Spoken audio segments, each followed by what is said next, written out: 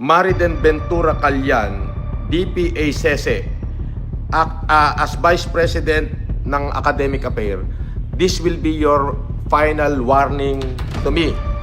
Okay? So dito kasi, meron ka nilabas dito, Miss Ventura. Kung makikita mo, basahin natin yung sulat na nilabas mo, Miss Ventura. Sabi rito, attention all campus academic, all campus OSWD, OSDW, all university dean, all campus student council federation. Prohibition in engaging to scam and fraudulent activities. Sabi nito, an information has reached my office regarding the alleged engagement of some student of Cagayan State University to online scam and fraudulent activity of certain Norman Mangusit or Francis Leo Marcos. Our university, etc. Di ko na ito tatapusin. Simple lang. Unang-una, Miss Meriden, nandito ako sa Cagayan dahil taon-taon akong nandito sa Peña Blanca. Bahagi ng advokasya ko ang magbigay tuwing Pebrero 25, Pebrero 26, ang magbigay ng libreng salamin sa mata sa lahat ng malalabo ang mata, hindi lamang sa bayan ng Peña Blanca, halos buong Pilipinas. Taon-taon yan, ginaganap ko rito.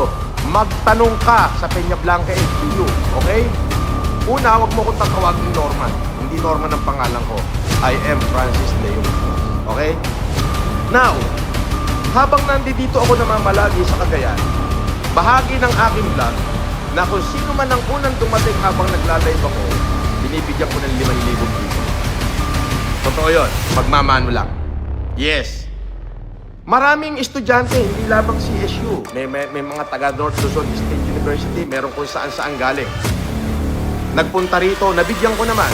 Nagkataon na 2 estudyante sa magkaibang araw ang nabigyan ko dyan na nag-aaral sa Cagayan State University. Now, marami kong basher.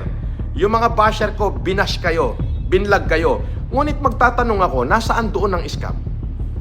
At ipaliwanag nyo paano naging scam, Miss Meriden o Mrs. Meriden Ventura. Ngayon, naglabas ka ng statement, parang inaakusahan mo ako na ako ay scammer. Bibigyan kita ng 24 oras para mag-public apology. This is my last and final warning. Otherwise, gagamitin ko lahat ng kapangyarihang meron ako, pasisipak kita sa trabaho, kakasuhan ko pa yung Cagayan State University. Patunayan mo na may fraud. Kapag hindi mo napatunayan, kakasuhan kita.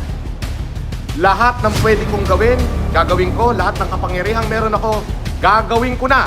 Ipasisipak kita sa trabaho, patatanggal kita sa DepEd, kakasuhan kita sa Maynila, at kakasuhan ko pa yung Cagayan State University.